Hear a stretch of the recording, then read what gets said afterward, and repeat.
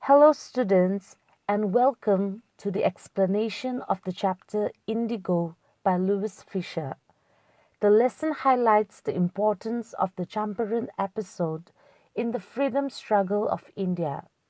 In this chapter, we get a glimpse of Mahatma Gandhi's style of activism and dynamic way of promoting the unity of the masses.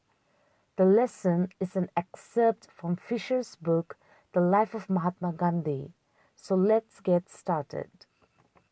The incident occurred in 1917. Gandhiji attended the annual convention of the Indian National Congress in 1916 in Lucknow. About 2,300 delegates and many visitors were present there. A poor, skinny peasant named Rajkumar Shukla from Champaran approached Gandhiji and requested him to accompany him to Champaran and solve the problems of the peasants there. The peasants of Champaran were sharecroppers. He had come to the congregation to complain about the injustice of the landlord system in Bihar, and someone advised him to meet Gandhiji. Gandhiji told Shukla that he had to visit Kanpur and some other places. Shukla patiently accompanied him everywhere. When Gandhiji returned to his ashram in Ahmedabad, Shukla followed him. Finally, Gandhiji agreed to accompany him to Champaran after his Calcutta visit. Rajendra Prasad was a lawyer at Patna. He later became the president of the Congress Party and thereafter of India. Shukla took Gandhiji to Rajendra Prasad's house in Patna but could not meet him as he was out of station. They were accommodated for a night at his house. The servants at Prasad's house treated Gandhiji as an untouchable peasant and did not allow him to draw water from the well. Gandhiji wanted to have more information about the conditions prevailing in Champaran before visiting there. He sent a telegram to Professor J.B. Kripalani stating that he wanted to meet him. Kripalani and his students received Gandhiji and Shukla at Muzzafarpur station. Gandhiji stayed at a government school teacher Professor Malkani's house, which was unusual because it involved harboring a man who advocated home rule. In smaller localities, the Indians were afraid to show sympathy towards advocates of home rule for fear of a backlash from the British. The peasants got to know that a Mahatma whose mission was to help them was in Muzzafarpur, so they came rushing to Muzzafarpur to meet Gandhiji, their champion. Gandhiji met the lawyers who briefed him about the situation. They told him about the fees they collected from the sharecroppers. Gandhiji criticized them for collecting huge fees from the poor sharecroppers. Gandhiji's course of action was to stop going to the law courts. He said that the fear-stricken peasants got little help from the courts, so the courts were useless. They needed to be free from fear. The Champaran district was divided into large states owned by the Englishmen. They compelled the Indian tenants to grow indigo on 15% of the land. The farmers were deprived of the indigo harvest, and the entire production of indigo was to be given as rent.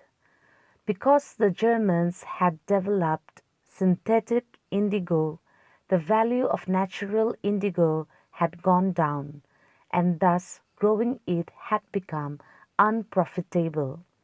The landlords charged compensation for releasing peasants from the 15% arrangement. Some peasants signed the agreements willingly. Those who resisted engaged lawyers. Soon, the news of German synthetic indigo reached the peasants, so they wanted their money that they had paid as compensation back.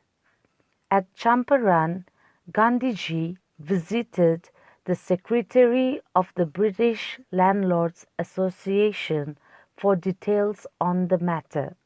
The secretary refused to divulge any information to him, stating that he was an outsider. Gandhiji claimed that he was not an outsider.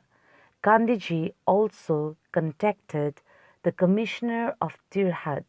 However, the commissioner tried to bully Gandhiji and advised him to leave Tirhat division immediately. Instead of complying with the commissioner's order, Gandhiji left for Motihari accompanied by various lawyers. He was greeted at the station by a crowd of peasants.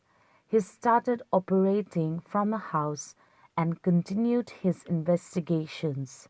He also decided to go and see a peasant in a nearby village who had been maltreated.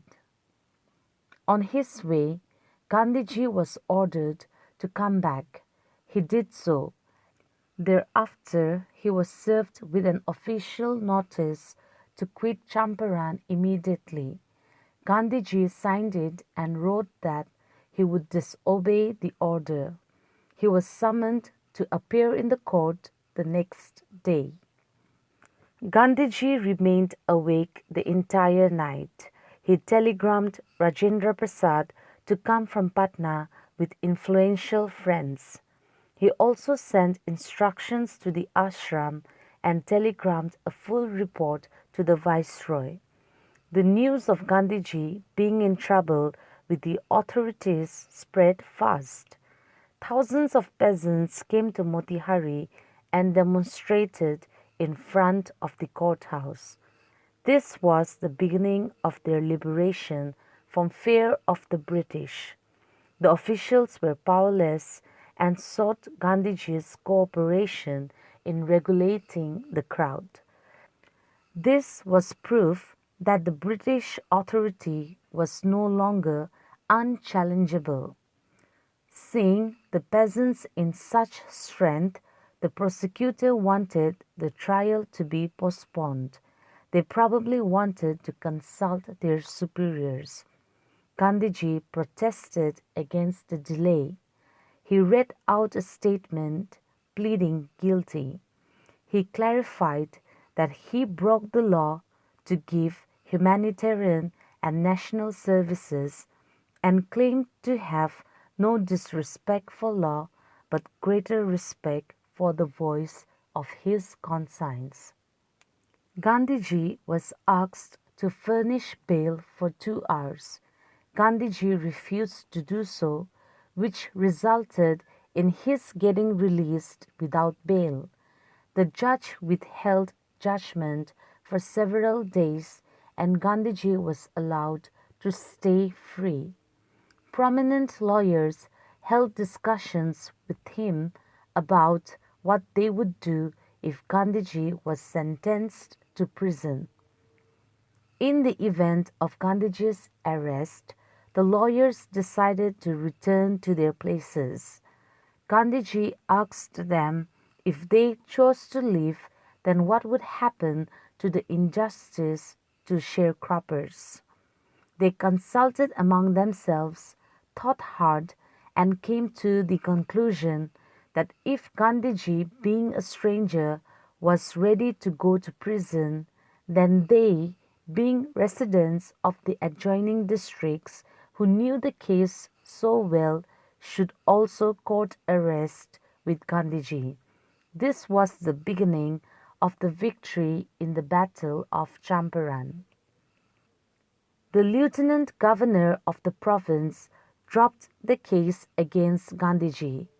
This was the first triumph of civil disobedience in modern India.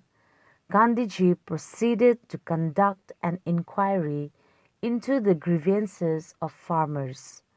Testimonies of about 10,000 peasants were written. Notes were made and documents were collected. The landlords protested strongly against such an inquiry. In June, Gandhiji was summoned by Sir Edward Gait, the Lieutenant Governor. Before he went, he met his associates and chalked out the detailed plans for civil disobedience in case he was imprisoned. He had 4 interviews with the Lieutenant Governor, who ordered an official commission of inquiry into the indigo sharecroppers issue. The commission consisted of landlords and government officials. Gandhiji was the sole representative of the peasants. A lot of evidence was collected against the landlords.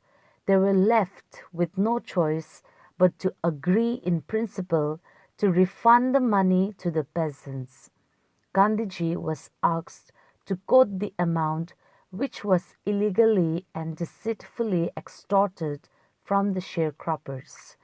The landlords expected that he would ask for the full amount, but Gandhiji demanded just 50%.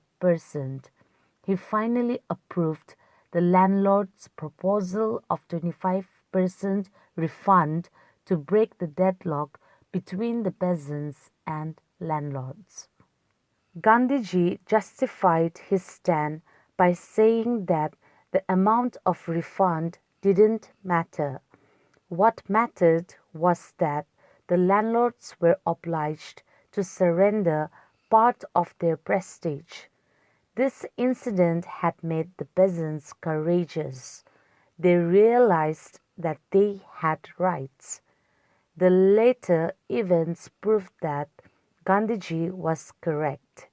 Within a few years, the British planters abandoned their states, which were given back to the peasants. Gandhiji wanted to remove the cultural and social backwardness in the villages of Champaran. He sought volunteers for the work. 2 young teachers who had just become his disciples volunteered for the work. Several others came from Bombay, Pune, and other places. One doctor also volunteered his services for 6 months. Devadas, Gandhiji's youngest son, arrived from the ashram to carry forward the work. Primary schools were opened in 6 villages.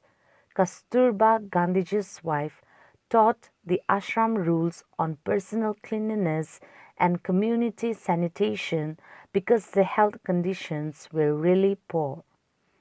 Castor oil, quinine, and sulfur ointment were the only medicines available for curing ailments. Gandhiji sent instructions by post and kept a check on his ashram's finance and accounts.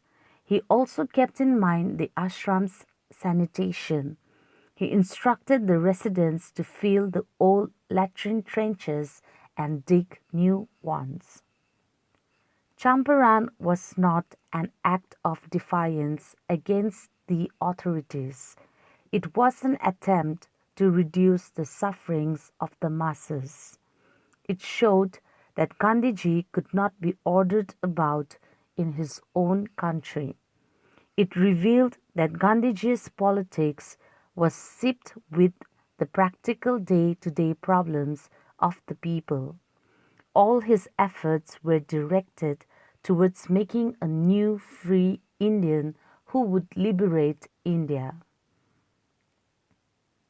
Gandhiji's devout follower, Charles Fair Andrews, came to bid farewell to Gandhiji in Champaran. Gandhiji's lawyer friends wanted to urge Andrews to stay on and support their cause. However, Gandhiji strongly opposed this. He said that one must rely upon oneself to win the battle.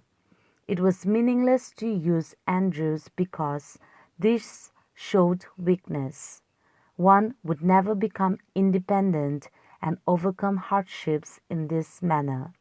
Thus, the Champaran episode, self-reliance, and Indian independence were held together by a common thread. We have come to the end of the lesson.